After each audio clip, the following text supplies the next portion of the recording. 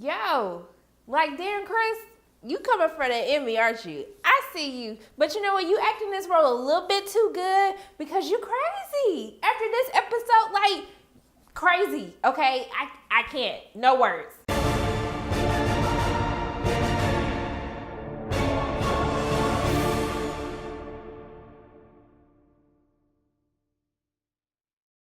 Hey everyone, it's Sharna from Pay or Wait, and today I'm going to be reviewing Season 2, Episode 2, Manhunt from American Crime Story, The Assassination of Gianni Versace.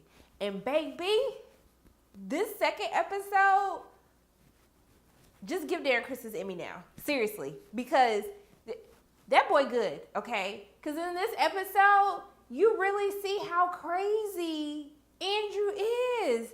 I'm just like, bruh. Like, okay, recapping the episode first before I get into my feelings about this crazy man. So the TV show, this episode opens with Gianni. He looks sick. He's at a hospital. He has some disease. Look like he on his deathbed. I don't know what disease it is. I don't know what's kind of implied, so I ain't gonna speak on it because then nobody really tell me.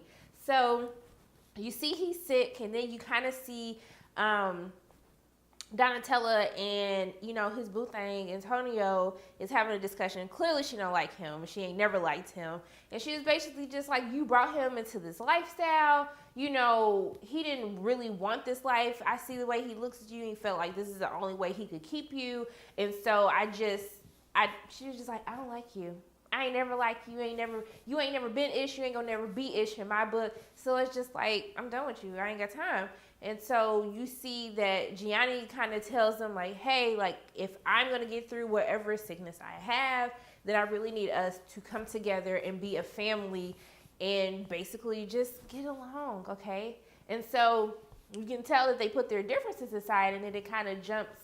I guess this is going to be a thing where we like go to the past and then go to the present. It's a bit much, but I'm okay with it. I'm getting used to it with the second episode. So you see them go to the present as she's making funeral preparations, and you see she's basically like, look, we don't have to get along. He's not here. Like, there's no point in pretending at this point. Let's just be done, you know, go our separate ways. You see she's making the funeral preparations. She has him cremated. I guess she's taking him back with her. And so then we get into Andrew crazy behind. Like, instead of Manhunt, this should have just been called, like, Andrew is crazy. He crazy as hell.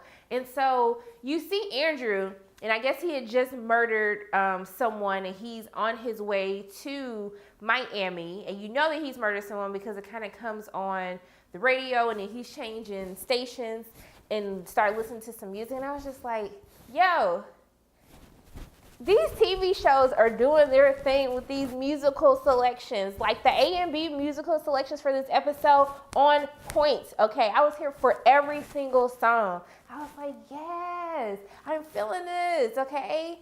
So back to Andrew Crazy Behind, okay? So Andrew Crazy Behind goes to Miami, and you can tell this fool trying to kill Gianni.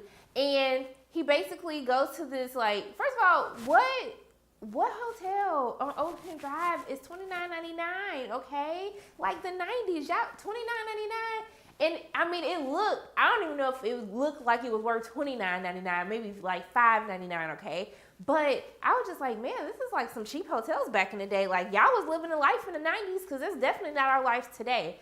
But so you see Andrew Crazy, like, now he a fashion student who, like, Versace was his mentor. I just like the way that this fool come up with like these stories, these backgrounds. Like, why you always lying, Andrew? Why you always lying? And so then he's staying at this place. He befriends this guy who's clearly on drugs, Ronnie. And Ronnie is like, you know what, at the end of the day, Ronnie a ride or die friend, because Andrew did a lot of questionable things that would have made you like run very far away, because you can clearly tell this man is crazy. As all, like, he crazy, okay? He's probably possessed by demons, okay?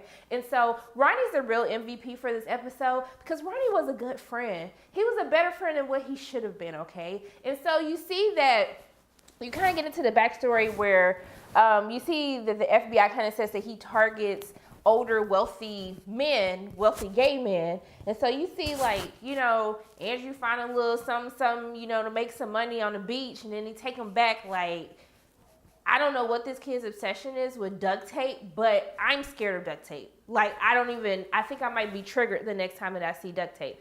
So he does this weird thing. He wraps this guy's face in the duct tape that he can't breathe, and I thought he was about to, like, kill the dude. And then he finally, like, lets the dude get some air. And then even the dude is shook, like, bro, what is wrong with you? Like, I know I said I was into some crazy stuff, but ain't nothing like this.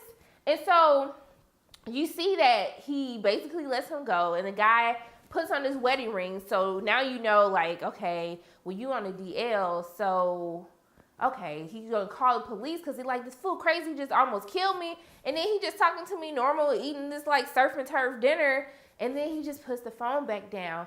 And so that this episode was so crazy on so many levels because Andrew is just batshit crazy.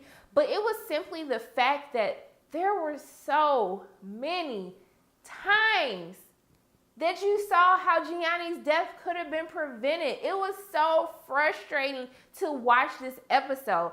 I was angry. I was pissed. When you see that the FBI comes to Miami, it's like, hey, this is the person we're looking for. This is like what he's been doing. And then the detective, she tells him like, hey, okay, well, if that's his profile, you really should be targeting South Beach. It's like a smaller area. You can easily go through it. We can find them very quickly. These are all the hot gay spots to go to. Like, we can get this taken care of like within a week. And then they're just like, no, we're gonna go to Fort Lauderdale. Who goes to Fort Lauderdale? I mean, we fly into Fort Lauderdale and then we go to Miami because that's where all of this stuff is happening. And she told them this. She told them exactly where these fools was probably gonna go. And like, then the flyers, they like, so did you get flyers out? No, we trying to make copies. Like, how long do it take to make copies? Like, y'all can't put flyers out to see, like, hey, be on the lookout for this person.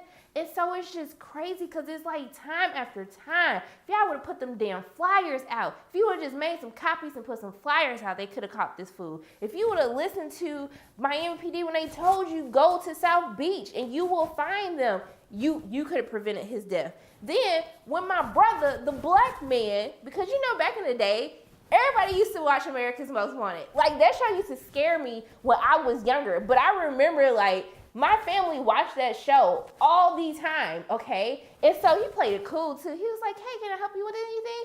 Oh, you want tuna? All right. Hey, can you make the tuna sandwich? I'll be right back. He was like, yo, this fool on America's Most Wanted is in this place. Like, come get this fool. I don't even feel comfortable going back to work until you come get this fool. And it was just like, once again, like, he got away. I was just like, I don't understand. It was just crazy to me how they could have prevented this man's murder. It was almost like, were y'all even trying? Like, did you even care? Were you doing this on purpose? Or were you just trying to like act like you were looking for him? Because there were so many signs. There's this dude walking out in broad daylight, okay? He's not hiding out. He's pawning stuff. He's using his name. This fool tells him when he was a serial killer. Like, what? I don't understand. It was so frustrating. I need to know more background about this because, like, did the Versace family, did they sue the police after? Did they sue the FBI? Because this is like negligence at this point. So back to Andrew crazy behind, okay? So him and Ronnie, you know, they doing drugs together. Andrew getting all this money for Ronnie. And baby, when that fool put duct tape, when he wrapped his head in duct tape and he was like, hey, Ronnie, I'm finna go take a shower. Ronnie was just like, okay. Ronnie, you don't see this fool got all this duct tape on his like head? That's not normal, Ronnie. And I understand you was on drugs, but even if you're on drugs, that still ain't normal, okay? It's not normal. That's why Ronnie is a ride or die friend. He is the friend until the end, okay? Ride or die. That's the friend that you need in your life. But not really, because if he was a good friend, he would tell him, like, hey, don't murder people. But you get what I mean. Like, after the duct tape, I would have been done. Done, okay? Hey, Andrew, I think you're cool, but I'm going to have to excuse myself from this friendship because this is not healthy for me. It's really not. I cannot. So what was so powerful was at the end. First of all, Ronnie was like, yo, run me my money. Like, you said you had money, you want my money.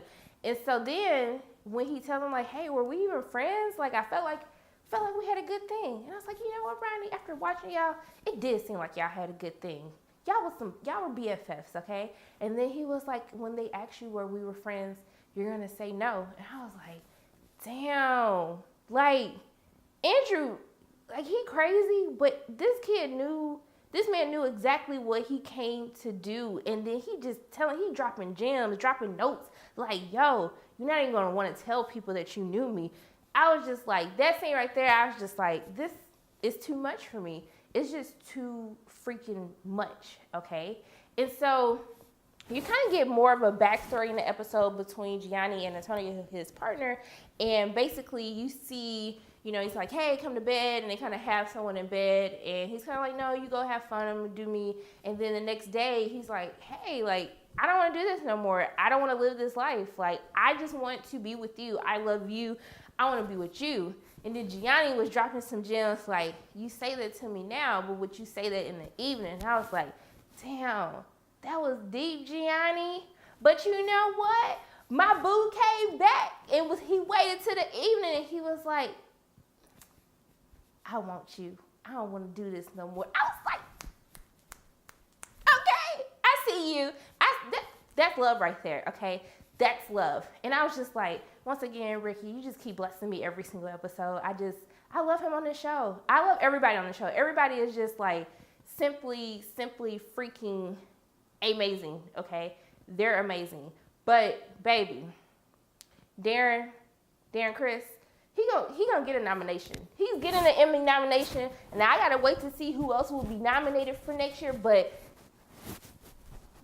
you did that. You fully committed to this role so much that, like, I'm scared of Darren Chris. Like, I don't know, like, how did you prepare for this? Because, like, you are seriously crazy. After watching this episode, like, I couldn't even blame it on the drugs. I was like, this fool is crazy. And he doesn't care. Like, he's literally stalking, like, Gianni everywhere he goes. This fool is sitting outside his building. Like, oh, shoot, he out. Like, but side note, when he was like, when that fake Donatello was like, it's your sister, let me in. He was like, baby, I can only handle one Donatello, okay? And I can't handle both of you. So goodbye, good day, ciao, bye. Okay, I like that. That was super funny. But just like him standing out, like going, this fool gonna run back home to get his gun, like the fool just still gonna be on the balcony afterward. Like, I was just like, this fool crazy, like taking pictures, casing the place. It was just too much. And it was just too much that everything could have been prevented. It just makes you even more upset about what happened. Like, this episode was so good. It was so, like, I don't even know how they can outdo this episode, because this episode was like, it was the ish. It really was. I really enjoyed it. I really think that's all my thoughts on this episode. You know, let me check my notes and just let me make sure that I didn't say nothing, but I think I have everything. But I'm just really sad. I am really sad. I am disappointed in the police. Clearly they just been effing up even back in the 90s. I was just like, man, who would have known the importance of putting flyers out, dude? And I even remember flyers, like, even when you see, like, where is my child is missing. Like, people used to pay attention to that stuff back in the day. So, like, this whole episode, it just made you mad. Like, this really could have been prevented. Like, this poor man, like, died for no freaking reason. Just no reason. So, those are my thoughts on tonight's episode. My name is Sharona from Pay Your Way. If you like what you saw today, make sure you hit the like button, hit subscribe, share this video with your friends, and I will see you soon.